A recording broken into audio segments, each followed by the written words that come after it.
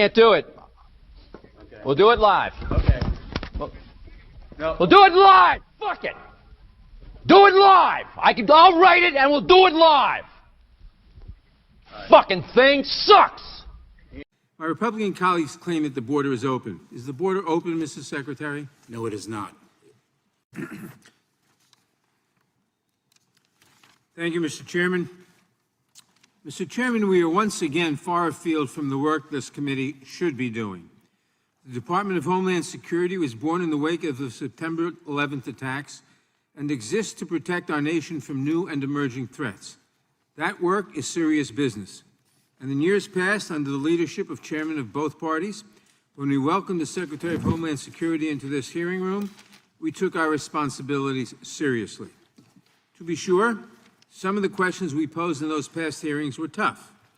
Debate is often heated when we discuss important topics like immigration and the security of the nation. But our work on both sides of the aisle was grounded in a good faith effort to advance the mission of the department and to keep our country safe. How times have changed.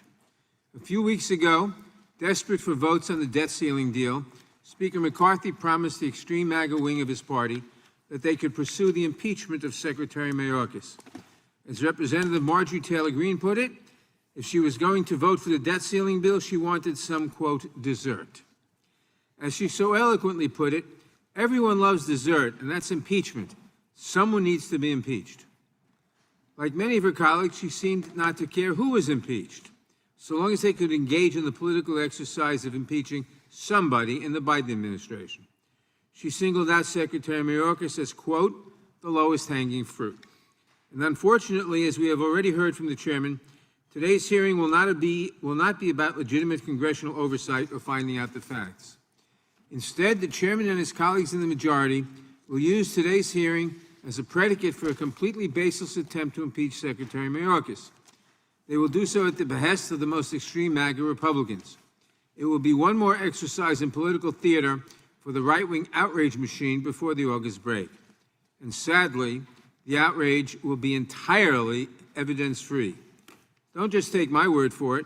In October 2022, before the Republicans took the majority and before any investigation had started, Chairman Jordan said that Secretary Mayorkas deserves impeachment. More recently, he said, quote, it is not a matter of if, it's a matter of when. That's right. Who needs high crimes and misdemeanors? Chairman Jordan thinks the DHS Secretary should be impeached because he, quote, deserves it. To be clear, Republicans have not established any legitimate grounds to impeach Secretary Mayorkas. They have not uncovered evidence of wrongdoing or malfeasance of any kind. They have policy disagreements with the Secretary, and so do we. But policy disagreements and personal grudges are not a basis for impeachment. Throughout this hearing, you will hear more of the same bogus claims that we've been hearing for the past 6 months.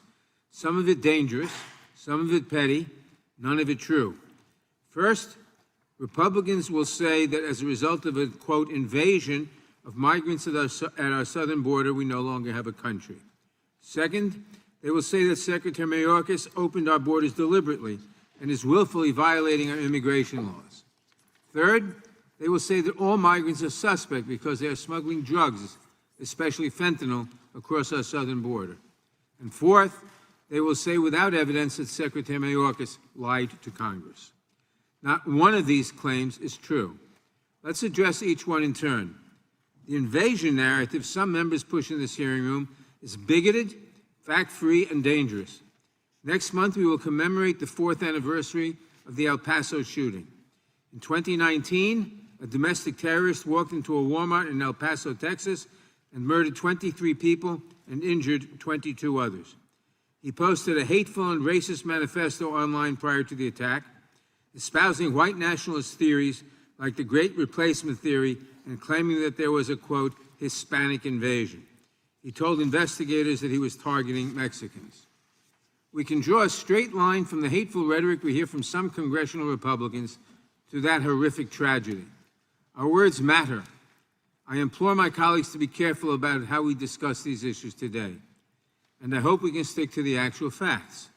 Opened our borders? The reality is that Secretary Mayorkas is aggressively enforcing our immigration laws. The administration has issued a new asylum regulation that just yesterday a court determined was too restrictive. The administration has also opened additional legal pathways for migrants to come via refugee processing on a case-by-case parole determination. No matter what you think of these policies, they appear to be working. As of now, border numbers are at their lowest point since February 2021, with border apprehension numbers down 70% from where they were just 10 weeks ago. Further, the Biden administration has deported or expelled over 2.5 million people in the last 2 years. This is nearly as many people as President Obama deported in his entire 8 years in office. These are not the policies of an open border or an administration not executing our laws. They are the opposite. As we have discussed, drugs are, in fact, coming into this country. However, as every expert seems to agree, they are coming largely through ports of entry. And according to CBP's own data, they are being brought in overwhelmingly by U.S. citizens. And lastly, no, the Secretary did not lie to Congress.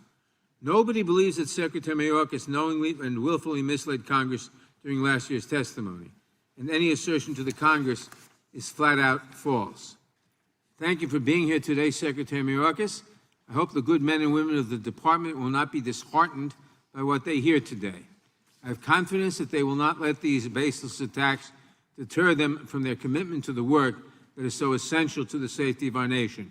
And with that, I thank the chairman and I yield back.